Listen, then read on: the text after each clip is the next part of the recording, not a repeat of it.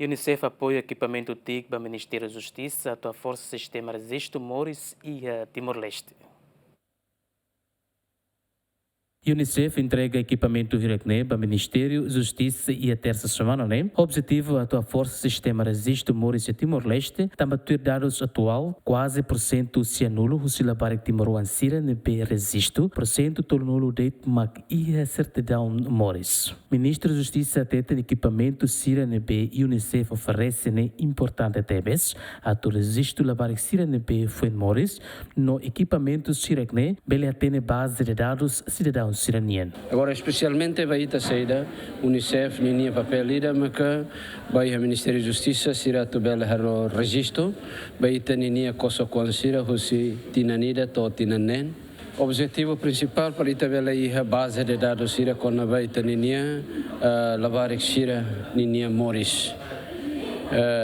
Ni hatene ni pai, hatene ni data Moris da lolos, para tu não nem tabela emite documentos oficiais sira, vai itene ni cidadão sira, liliu vai itene coisa com sira, bemak Moris. Registro de nemos a tu halo integração se 0 ano to 6 não nemos to ia sira idoso sira ninian. Ita começa a ir na server, vê o em tabot sira bahre, que tá serviço ida parceria com Unicef, sira começa a fornecer equipamento sira baita, tanto equipamento sira neve e a relação com baia, tecnologia e informação a tubele, halo expande baia atividade sira digitalização e a Ministério da Justiça ninian.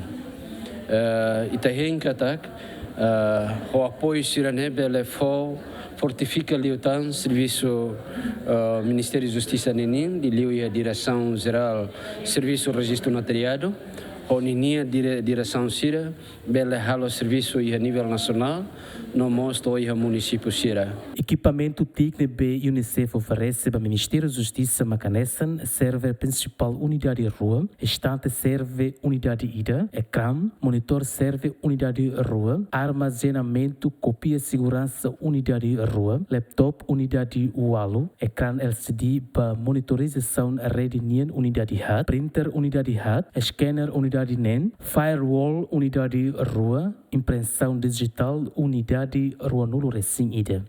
José Mendes, Jacinto Fuca, GMN.